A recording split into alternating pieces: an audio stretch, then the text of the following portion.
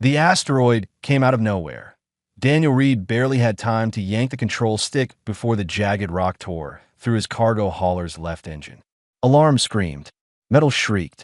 The view screen filled with spinning stars and gray planetary surface as the ship tumbled toward the moon below. He fought the controls with everything he had. Years of flying freight runs through dangerous space meant nothing when half your thrusters were gone and the hull was venting atmosphere. The crash webbing deployed automatically, crushing him back into the pilot's seat as the ship hit atmosphere. Heat washed over the failing shields. The whole vessel shook like it wanted to tear itself apart. Daniel gritted his teeth and aimed for flat ground. That was all he could do now. Aim and pray. The impact drove the air from his lungs. His vision went white, then black, then slowly cleared to show a cracked view screen and red emergency lighting. Silence filled his ears after the chaos. He hung in the webbing, breathing hard, tasting copper and dust. Alive. He was alive. Daniel released the webbing and dropped to the tilted floor. His ribs ached, but nothing felt broken. The ship had come to rest at an angle, nose down in rocky soil. He grabbed the emergency kit from its wall mount and checked the external sensors. Breathable atmosphere. Temperature cold, but survivable. No immediate threats detected. He sealed his jacket and opened the airlock. The moon stretched out before him in shades of gray and brown. Rocky hills rose in the distance under a pale sky. Wind whispered across stone, carrying the scent of minerals and something else he could not name. His ship had gouged a long trench through the dirt, coming to rest against a boulder field. Daniel walked the perimeter, assessing damage. The left engine was slag. The right engine had stress fractures. The communications array was simply gone. He would be here for days, maybe weeks, before he could limp to the nearest station. If he could repair it at all, he was gathering tools from the cargo bay when he heard it dot a sound. High-pitched and desperate, almost like crying. Daniel froze, listening. There was again, coming from the boulder field. He looked at the rocks, then at his damaged ship, then back at the rocks. Every survival instinct told him to ignore it. Focus on repairs. Get off this rock. The sound came a third time. Weaker now. Daniel grabbed a light and headed toward the boulders. The crying led him to a collapsed section of cave. Rocks had fallen inward, creating a small opening. He shone the light inside, and his breath caught point two tiny creatures huddled in the rubble. They had scales, wings folded tight against their bodies, long necks and tails. Their eyes reflected his light like mirrors, wide with fear. Dragons, or something very much like dragons. Point one was gray as smoke. The other had copper-colored scales that caught the light. They were no bigger than house cats, covered in dust and shaking. When they saw him, they made the crying sound again.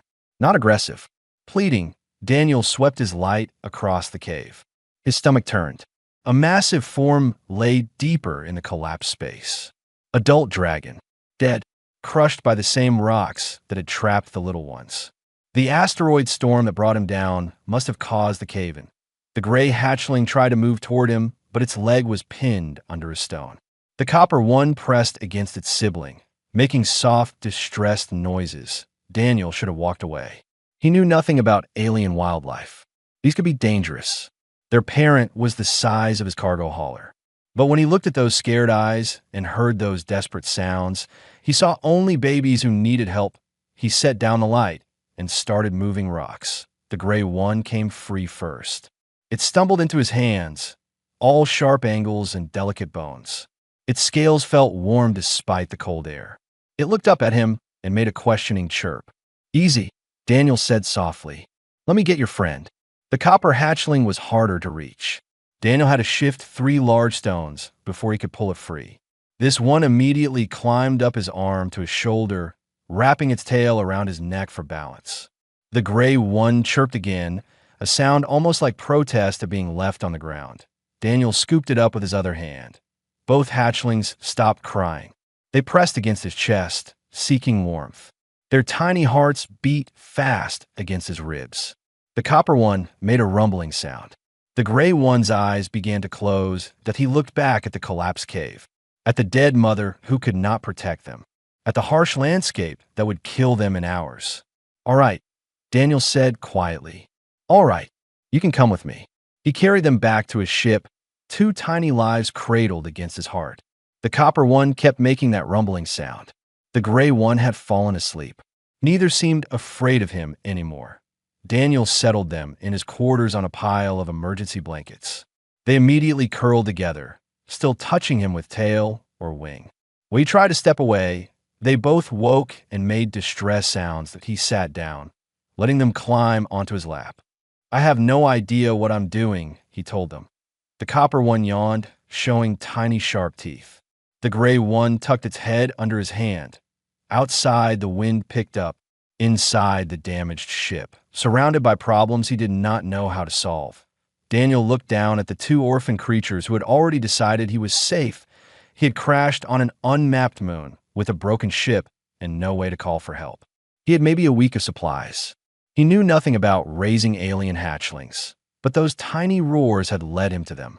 And somehow, sitting here with their warm weight against him, Daniel felt less alone than he had in years. Daniel woke to the feeling of something warm pressed against his neck. He opened his eyes slowly. The gray hatchling had climbed onto his chest during the night. Its snout rested under his chin, breathing softly. The copper one was curled against his side, wing draped over his ribs. Both were still asleep. Moving carefully, Daniel reached for his tablet. The screen showed local time as early morning.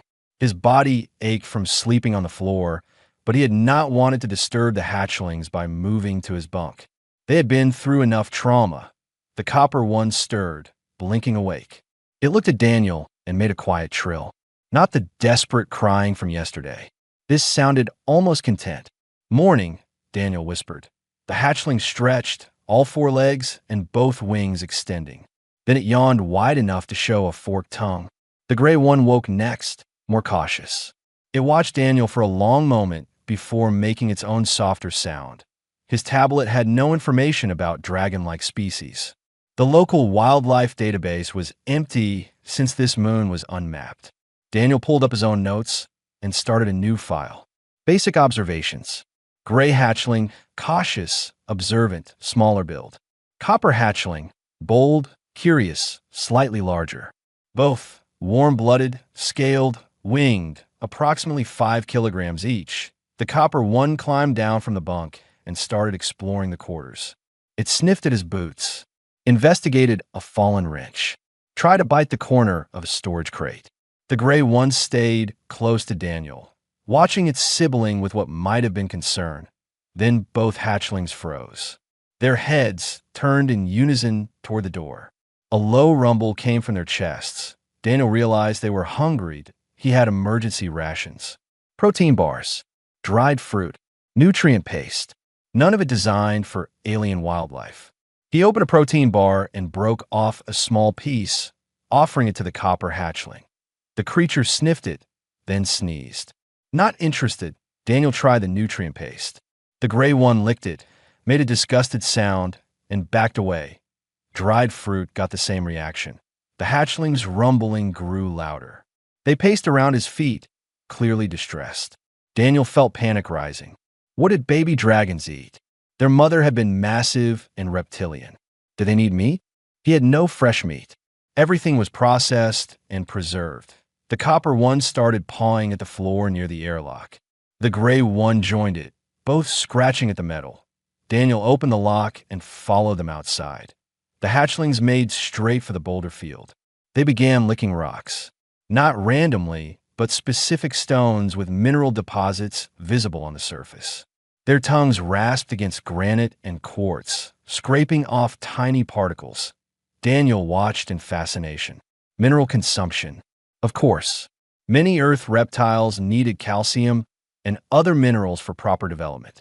These hatchlings probably needed even more given their size and growth rate, that he gathered several mineral-rich rocks and brought them inside. Using tools from his repair kit, he ground them into powder. The hatchlings watched with intense interest. When he mixed the powder with water to make a paste, they nearly knocked the bowl from his hands in their eagerness.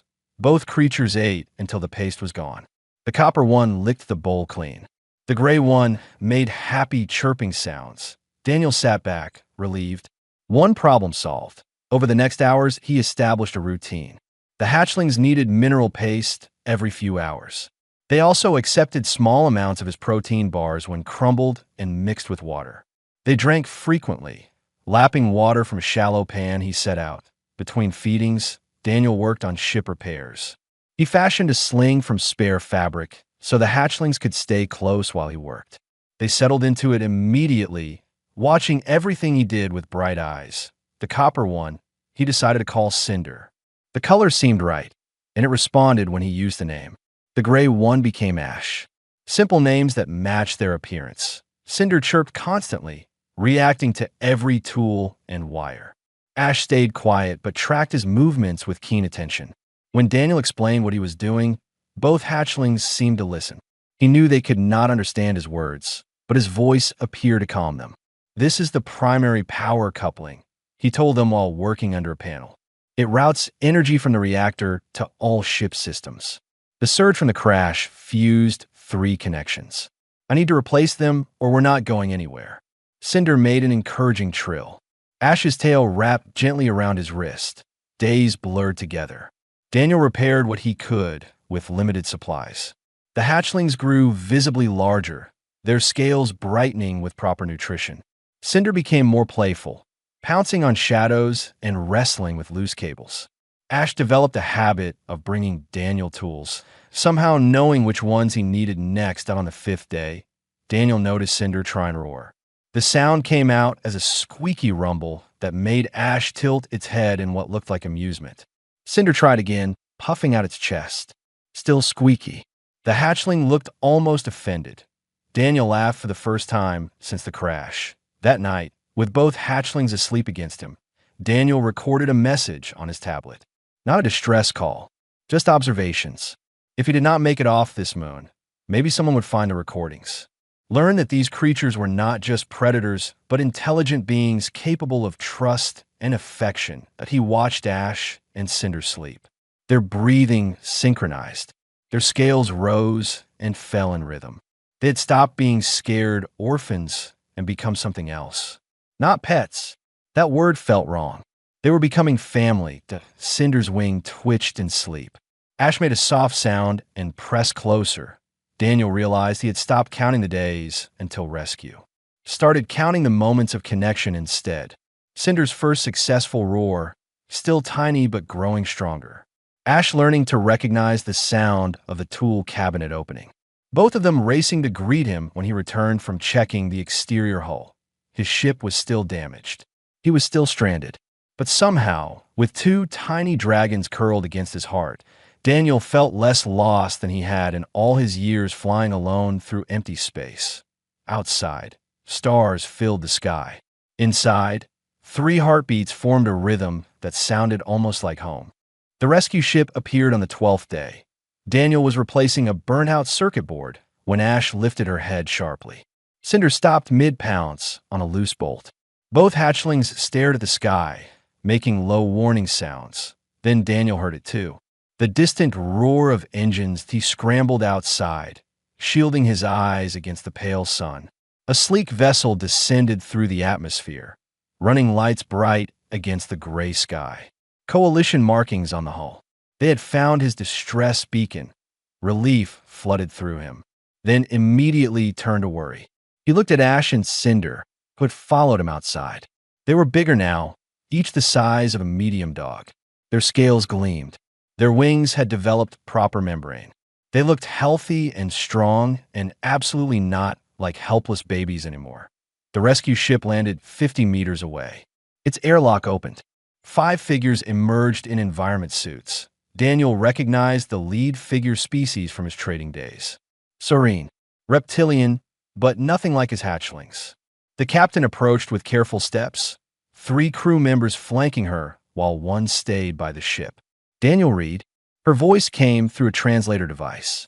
We received your beacon. Are you injured? No, I'm fine. Thank you for coming. The captain's gaze shifted past him. Her eyes widened. The crew members stopped walking. Ash and Cinder had positioned themselves between Daniel and the strangers. Not aggressive, but protective. Cinder's chest rumbled with a sound that was getting deeper each day. Ash's wings spread slightly. Step away from those creatures immediately, the captain said sharply. Do not make sudden movements. They're not dangerous, Daniel said. They're with me. One of the crew members, a younger Serene, made a choking sound. Captain Rilith, those are Draken hatchlings. I can see that. Rilith's hand moved to the weapon at her belt. Reed, those are apex predators.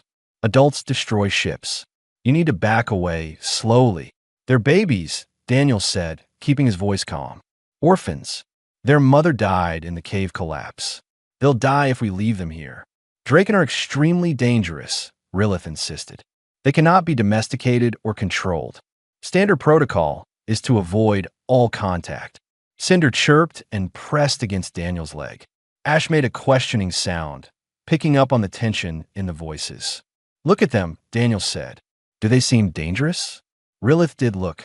Her expression shifted from alarm to confusion. The hatchlings were clearly bonded to the human. Cinder had climbed partially up Daniel's leg, seeking reassurance. Ash kept glancing between the strangers and Daniel, worried but not aggressive. This is impossible, the young crew member whispered. Draken don't bond. They're solitary hunters. These two bonded, Daniel said firmly. To me, I'm not leaving them. Rilith stepped closer, slowly. Ash tensed but did not retreat. The captain studied the hatchlings with professional assessment. How long have you been caring for them? 12 days, and they have shown no aggression. None. They're scared of strangers, but they've never tried to hurt me. Rilith exchanged looks with her crew. The young one spoke again. Captain, regulations state that Draken must be reported to wildlife conservation. They should be relocated to a preserve where they'll die because nobody knows how to care for them, Daniel said. I've kept them alive. I know what they eat, how they sleep, what they need. Separating us would kill them. You cannot bring Draken onto a coalition vessel, Rilith said, but her tone had shifted. Less certain. The other passengers would panic. The crew would refuse to work. Then I stay here. Your ship is damaged beyond your ability to repair. You will die here. Then I die with them. Silence fell. Cinder made a soft trill and rubbed her head against Daniel's hand. Ash sat down, tail curling around his boot. The young crew member stepped forward. Permission to speak, Captain? Rilith nodded. My name is Kira, she said to Daniel. I'm a ship's engineer, also xenobiology student. I have never seen Draken hatchlings interact this way with any species. May I observe them more closely? Daniel looked at the hatchlings. If they're comfortable, Kira approached slowly, hands visible and empty. Cinder watched her with interest. Ash remained cautious. When Kira knelt a few meters away, Cinder took 2 steps toward her, curious. Ash stayed pressed against Daniel, but did not make warning sounds. Incredible, Kira. Look at their body language. Relaxed, trusting. This should not be possible. Many things should not be possible, Rilith said dryly. Yet here we are. She sighed, reaching a decision. We cannot leave you here, but I will not risk my ship or crew. Compromise. You and your hatchlings stay in the cargo bay during transit. Contained but comfortable. When we reach Waypoint Station, this becomes someone else's problem. They need to stay with me, Daniel said. They will. Isolated storage bay. Large enough for all of you. You keep them calm, we get you to safety. Agreed. Daniel looked down at Ash and Cinder. They looked back with complete trust. Agreed. The transfer took an hour. Daniel's salvageable belongings were loaded first. Then he walked aboard with a hatchling under each arm. The crew gave them wide berth. Someone had indeed prepared a storage bay, adding blankets and basic supplies that IT was larger than his ship's quarters. Ash and Cinder explored immediately, sniffing everything. Cinder tried to climb a stack of crates. Ash discovered her reflection in a polished wall panel and made confused noises. Rilith appeared in the doorway, staying outside the bay. We depart in 10 minutes. There are cameras throughout the ship. Many crew members will be watching you. Let them watch, Daniel said. Maybe they'll learn something. Over the next week, they did. Daniel maintained his routine. Feeding times, play sessions, teaching the hatchlings simple commands. The cameras caught everything. Cinder's enthusiastic pouncing. Ash's careful observation. Both hatchlings curling against Daniel to sleep, their rumbling purrs audible through the audio feeds. Kira visited daily, bringing enhanced mineral supplements she had formulated. She sat just inside the bay, close enough to observe, but far enough to respect the hatchling space. Gradually, Cinder started approaching her, first just sniffing, then accepting treats, eventually allowing head scratches. Ash remained more reserved, but clearly recognized Kira as safe. Other crew members began stopping by, watching through the open door, seeing the way Cinder played with puzzle toys Kira brought, seeing Ash respond to Daniel's voice with obvious affection, seeing two supposedly vicious predators behaving like devoted family members. On the seventh day, Rilith visited personally. She stood at the threshold, observing. Cinder was teaching Ash a new game, pouncing on a ball and rolling it across the floor. Both hatchlings had grown noticeably, now the size of large dogs. "I have traveled for 30 years, Rilith said quietly. "I have seen many impossible things, but this may be the most impossible." She looked at Daniel. "You understand that at the station, there will be consequences. Questions. Possibly separation. I understand, yet you do not seem worried." Daniel scratched Ash behind her neck frill. She leaned into the touch, eyes half closed in contentment. "I stopped worrying when I decided they mattered more than protocol." Rilith made a sound that might have been serene laughter. "You are either very brave or very foolish, human. Can't I be both?" The captain's expression softened. "Perhaps that is what makes your species so remarkable and so frustrating." She turned to leave, then paused. "For what it matters, I will speak in your favor at the station. What you have done here challenges everything we thought we knew. That has value." After she left, Daniel held both hatchlings close. Waypoint Station loomed ahead with all its unknown challenges. But here, now, wrapped in warmth and trust, he felt ready for whatever came next. Ash nuzzled his cheek. Cinder's tail wrapped around his wrist. Some bonds, Daniel thought, were stronger than protocol, stronger than fear, strong enough to change everything. Waypoint Station filled the view screen like a small city floating in space. Daniel pressed his face against the cargo bay's observation port, Ash and Cinder flanking him. The station bristled with docking arms and communication arrays. Hundreds of ships clustered around it like insects. Thousands of species called this place home. "Big," Daniel murmured. Cinder chirped agreement. She had her front paws on the wall, tail lashing with excitement. Ash stayed calmer, but her eyes tracked every moving ship with intense focus. Kira's voice came through the intercom. "We dock in 20 minutes. Captain Rilith says to prepare yourselves. Word has spread. There will be crowds." Daniel had suspected as much. The crew had been sending messages, sharing footage. By now, half the galaxy probably knew about the human with Draken hatchlings. The docking process was smooth. Daniel felt the gentle thump as magnetic clamps engaged. Then Rilith's footsteps approaching down the corridor. She appeared at the bay entrance with 4 security officers. "They are not for you," she said quickly, seeing Daniel tense. "They're for crowd control. The docking platform is filled with curious beings. Some friendly, some not. What happens now? Galactic Science Council has representatives waiting. They will want to assess the hatchlings, determine their future." Ash pressed against Daniel's leg. Cinder growled softly. "Their future is with me," Daniel said. That Rilith's expression was sympathetic but resigned. "That is not my decision to make. Cool me. Let us face this together." They walked through the ship's corridors. Crew members stopped their work to watch. Some nodded at Daniel. Others looked at the hatchlings with fear. Cinder walked proudly, head high. Ash stayed closer to Daniel. More nervous, the airlock opened. Sound crashed over them. Hundreds of beings packed the docking platform. Every species imaginable. Some pressed close, trying to see. Others kept their distance, clearly afraid. Voices overlapped in dozens of languages. Camera drones hovered everywhere, recording everything. The security officers formed a barrier. Daniel walked through with Ash, and Cinder pressed against his sides. The hatchlings' heads swiveled constantly, overwhelmed by stimuli. Cinder's chest rumbled. Ash's wings spread slightly, a defensive posture. "Easy," Daniel said softly. "I'm here. You're safe." Both hatchlings relaxed slightly at his voice. The delegation waited at the platform's center. 3 beings in Science Council robes. The leader was a tall species Daniel did not recognize, with silver skin and multiple arms. Their translator activated. "I am Dr. Vaughn, head of xenobiology for this sector. These hatchlings must be transferred to our facility immediately for assessment and eventual relocation to a conservation zone." "No," Daniel said simply. Vaughn's multiple eyes blinked in sequence. "This is not a request. Draken are endangered. They require specialized care in protected environments. They require love and stability. I provide both. You are not qualified to care for apex predators. I've kept them alive and healthy for nearly 3 weeks.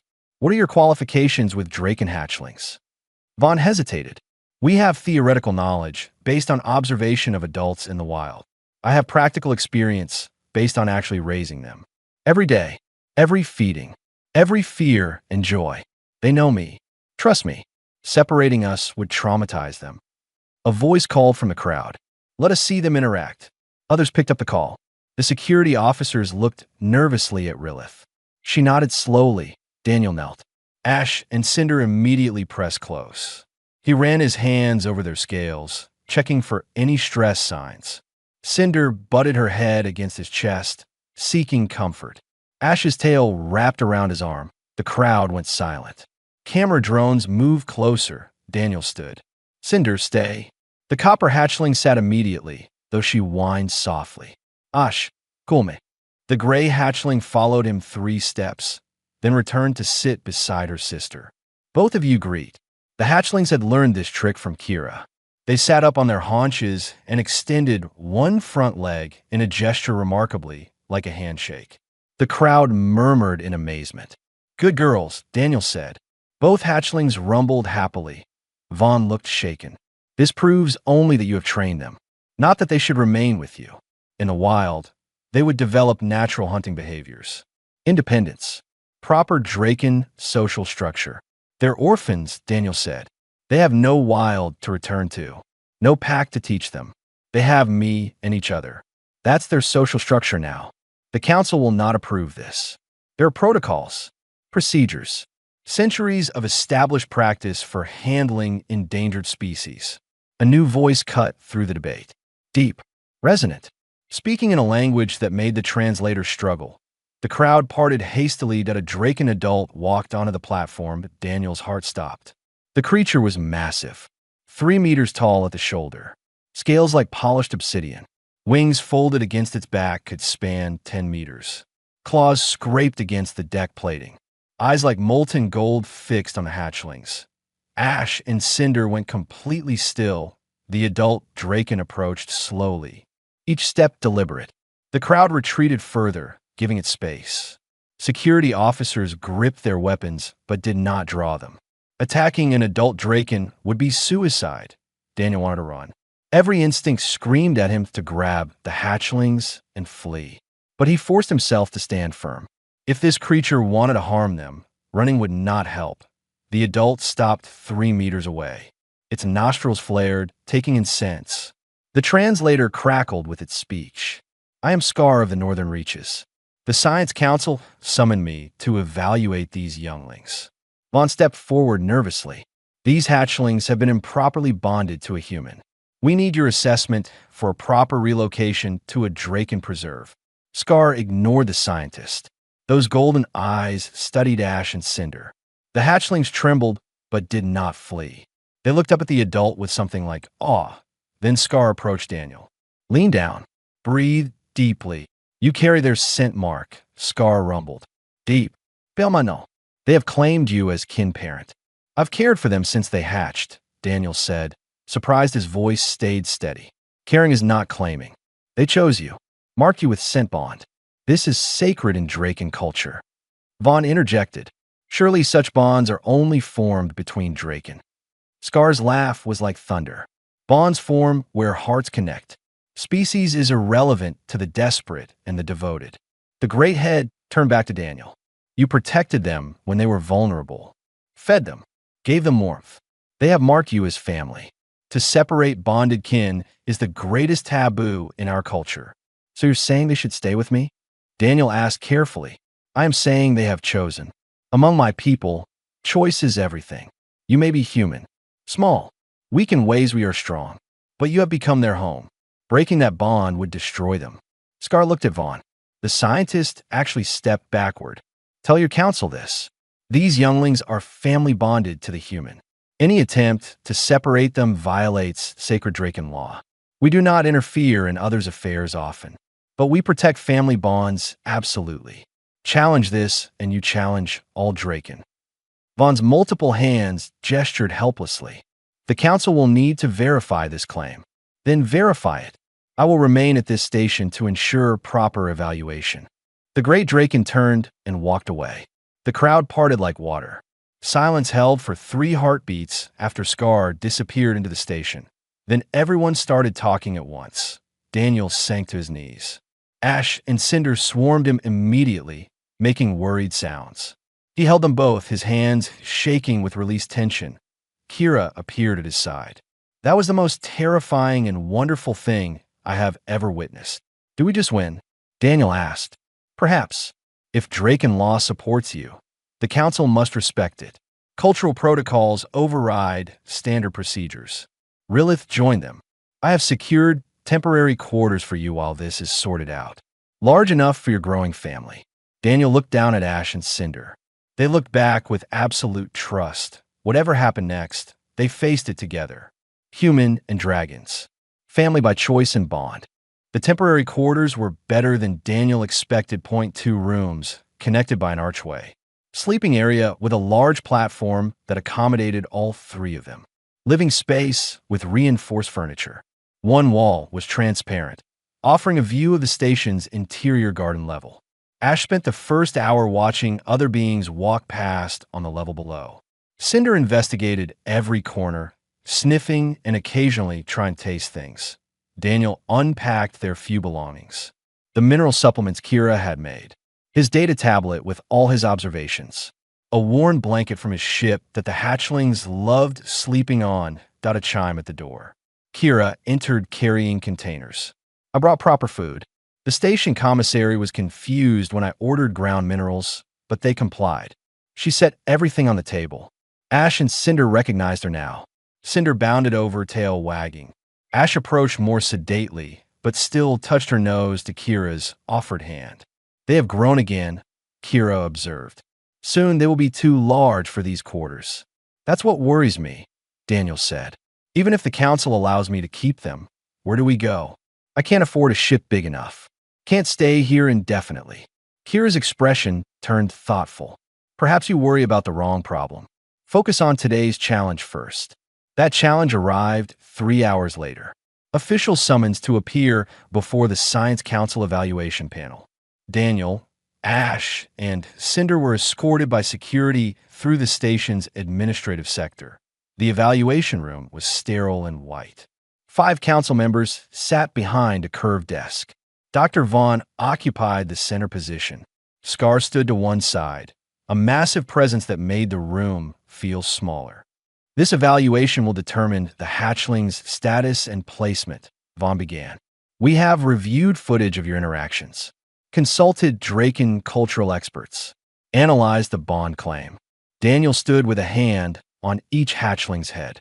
Cinder leaned against his leg. Ash's tail wrapped around his ankle. Our findings are complex, Vaughn continued. You have indeed formed an unprecedented bond with these Draken. Your care has been exemplary. However, this creates concerning precedent. If we allow this, others may attempt to bond endangered species for personal gain. I didn't bond them for gain, Daniel said. I saved them because they needed help. A different council member spoke.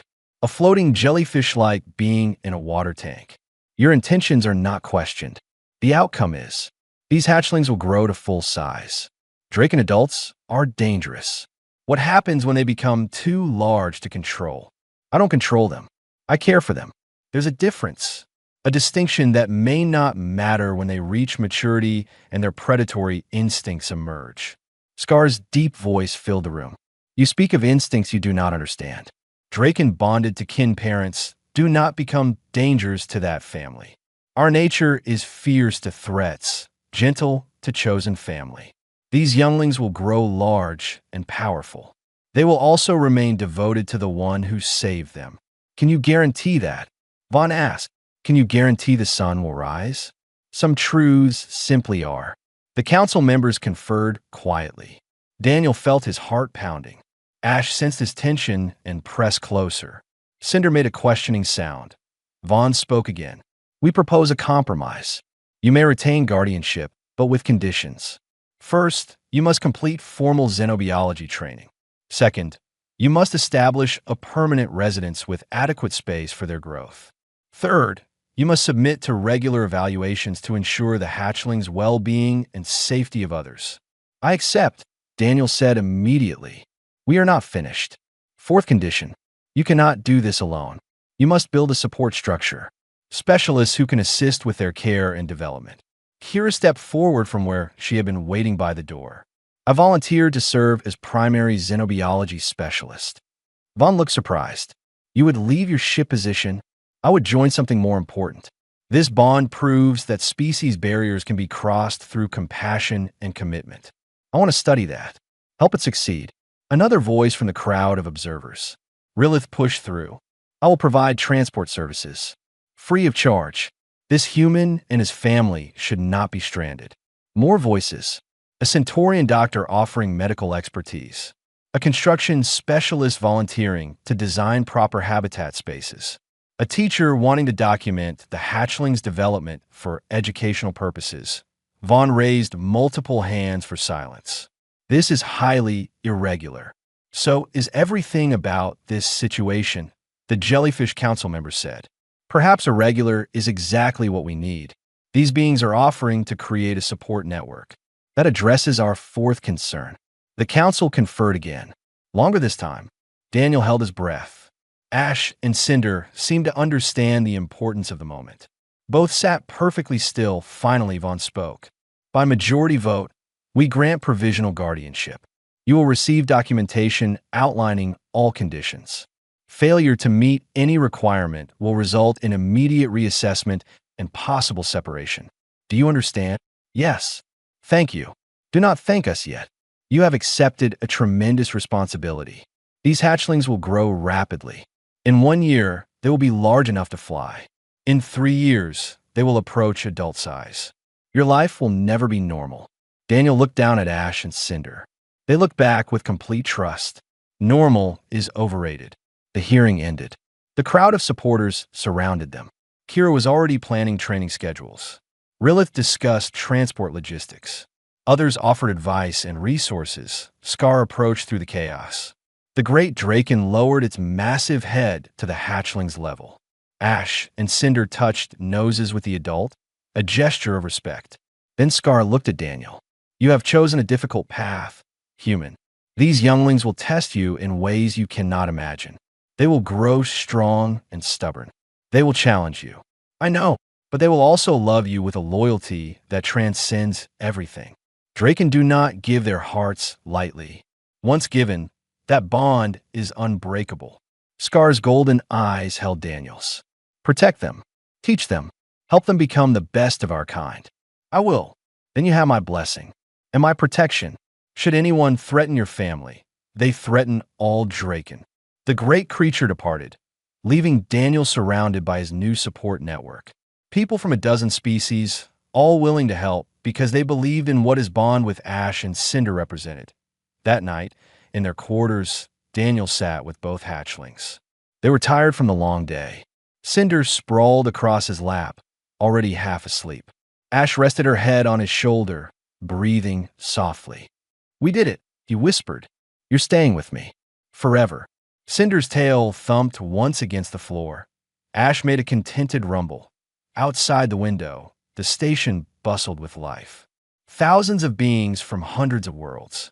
And somewhere among them all, Daniel had found something he never expected. Not just 2 hatchlings who needed him, but a purpose, a community, a reason to be more than just a cargo pilot drifting through space. that he had crashed on an unmapped moon broken and alone. Tiny roars had led him to orphans who became his family. And now, against all odds and protocols, that family had a future. Cinder shifted in sleep, her wing draping across his chest that Ash's purr deepened, a sound of absolute security. Daniel closed his eyes and let himself believe that sometimes impossible things happened. Sometimes crashed ships led to rescue. Sometimes species barriers dissolved in the face of genuine love. Sometimes a human's heart could become home for dragons. And sometimes, just sometimes, that was exactly how it was meant to be. 6 months changed everything. Daniel walked through the habitat module that had become home, watching Ash and Cinder practice flying in the high-ceilinged central space. They were massive now. Cinder's wingspan stretched 4 meters. Ash had grown more muscular, built for endurance rather than speed. Both moved with grace that took his breath away. "Careful of the support beams," he called. Cinder banked sharply, her copper scales catching the light. Ash glided more cautiously, always aware of her surroundings. They landed on the platform Daniel had built for them, breathing hard from exertion, but clearly happy. The habitat occupied an entire wing of Waypoint Station. Construction specialists had designed it with Draken needs in mind. High spaces for flying, rock formations for climbing, temperature-controlled zones. A small garden area visible through windows where Daniel grew the mineral-rich plants Kira had discovered the hatchlings loved. But it was more than just a habitat. It had become a sanctuary. Daniel heard voices from the entrance level. He descended the ramp to find Kira leading a small group inside. 2 Centaurian children recovering from trauma. Their parent walked beside them, looking uncertain. "These are the younglings I mentioned," Kira said gently to the children. "They were orphaned too, like you. Daniel helped them heal." The children stared at Ash and Cinder with wide eyes. The dragons had followed Daniel down, curious about visitors. "They're so big," one child whispered. "They are," Daniel agreed. "But they remember being small and scared." "Ash, come here, please." The gray dragon approached slowly, reading the situation with her usual perception. She lowered her head to the children's level, moving with careful deliberation. The bolder child reached out tentatively. Ash held perfectly still, letting small fingers touch her scales. "She feels warm," the child said, wonder in their voice. "She can sense when people are sad," Daniel explained. "It makes her want to help." Ash gently nuzzled the quieter child, who had started crying. The child wrapped arms around the dragon's neck. Ash made her softest rumbling sound, the one she used when comforting Daniel after hard days. The parent watched with tears streaming down their face. "We lost everything in the station attack. The children have not smiled since." "Give them time here," Daniel said. "Ash and Cinder help in ways medicine cannot." This had become their pattern. Word had spread about the human and his dragons. People started bringing their wounded, their traumatized, their lost. Not for treatment, but for connection. For the reminder that healing was possible. That found families could be as strong as blood families. Cinder, always more playful, brought one of her favorite balls to the children.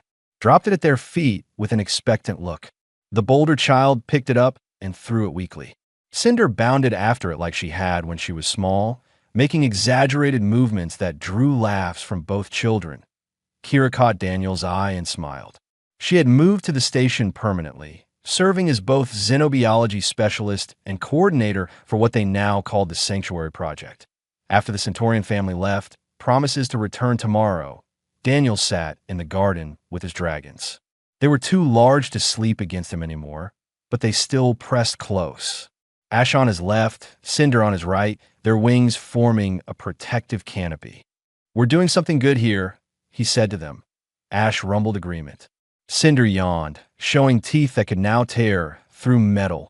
Footsteps on the ramp. Rilith appeared, accompanied by a human Daniel did not recognize. Male, older, wearing Earth Alliance uniform. "Daniel Reed," Rilith said formally. "This is Commander Brooks from Earth's Diplomatic Corps." Daniel stood, making the dragons nervous. They shifted closer, protective. "At ease," Brooks said, smiling. "I'm not here to cause problems. Actually, the opposite." He looked around the habitat with appreciation. I've been following your story since the rescue. Earth Command asked me to deliver a message personally. What message? That you've done more for human reputation in 6 months than a decade of formal diplomacy. Every species in this sector knows about the human who saved Draken hatchlings, who built a sanctuary for the wounded, who proved that compassion crosses all boundaries. Brooks pulled out a datapad. Earth Alliance wants to officially recognize your work. We're offering full funding for expansion. Resources, personnel, whatever you need to grow this sanctuary. Daniel stared. Why? Because you're showing the galaxy who we are at our best. Not conquerors, not traitors, but beings who see suffering and choose to help. Brooks' expression turned serious. The universe is a harsh place, Reed, full of violence and fear. People need to see that kindness still exists, that bridges can be built. You and your dragons are that bridge. Kira was grinning. With proper funding, we could expand to 3 times this size. Help so many more beings. We could build proper medical facilities, Rilith added. Hire therapists trained in trauma recovery. Daniel looked at Ash and Cinder. They watched him with knowing eyes. This is what you think? That we should grow bigger? Ash touched her nose to his hand. Cinder chirped and spread her wings wide, as if showing him the possibilities. I think, Kira said softly, that tiny roars led you to a crash for a reason. You became a home for these 2. Now you can help them become home for many others. Brooks handed Daniel the datapad. Look it over. No pressure, but Earth stands ready to support you. After the others left, Daniel sat in the quiet with his dragons. The datapad showed plans for expanded habitats, training programs, partnerships with therapy organizations across the galaxy. It was overwhelming. I was just a cargo pilot, he told Ash and Cinder. I crashed. Found you. Everything else just happened. Cinder made a sound that might have been disagreement. Ash huffed, a distinctly skeptical noise. You think I was meant for this? Both dragons moved closer, surrounding him with warmth and certainty. They had grown so large, so powerful. Yet when they looked at him, they were still the tiny hatchlings crying in a collapsed cave. Still the orphans who needed someone to care. And Daniel was still the human who heard their cries and chose to help. 3 months later, the expanded sanctuary opened. 5 new habitat modules, medical wing, therapy centers, permanent staff from 24 species. Beings came from across the sector seeking healing. Some stayed for days, others for months. All found something in the presence of dragons who understood pain and trust and the slow process of becoming whole again. Daniel stood on the observation deck, watching Ash work with a group of traumatized soldiers. She moved among them with infinite patience, her presence calming their fears. Cinder flew with orphaned children, teaching them that joy could exist after loss. Kira joined him at the railing. You know what amazes me most? Not that you saved them, but that they saved you right back. What do you mean? You were drifting through space alone, just going through motions. They gave you purpose, family, something to build. She gestured at the sanctuary. All of this exists because you heard tiny roars and decided they mattered. Daniel watched his dragons, magnificent and gentle, helping others find their way through darkness. They did matter. They still do. So do you. That night, Daniel made his usual rounds, checking on the residents, ensuring everyone had what they needed. Ash and Cinder shadowed him, as they always did. His dragons, his family, his home made manifest in scales and wings and unconditional devotion. He ended in the garden, looking up at the stars visible through the transparent ceiling. Somewhere out, there was the unmapped moon where his ship had crashed. The boulder field where he found 2 tiny lives that changed everything. Ash rested her massive head on his shoulder. Cinder wrapped her tail around him, protective even now. Thank you, Daniel whispered, for choosing me, for trusting me, for showing me that broken things can become beautiful. Their rumbling purrs filled the quiet, a sound of contentment, of home. Daniel had crashed alone and afraid, but tiny roars had led him through the wreckage to something extraordinary. Not just rescued hatchlings, but a purpose that spans species and stars. A sanctuary built on the simple truth that love transcends all boundaries. His heart had become home for twin dragons, and they had transformed that home into a beacon of hope for an entire galaxy. Under the stars, surrounded by warmth and trust, and the knowledge that tomorrow would bring new chances to help, Daniel finally understood. Sometimes crashes were not endings. Sometimes they were beginnings to everything that mattered.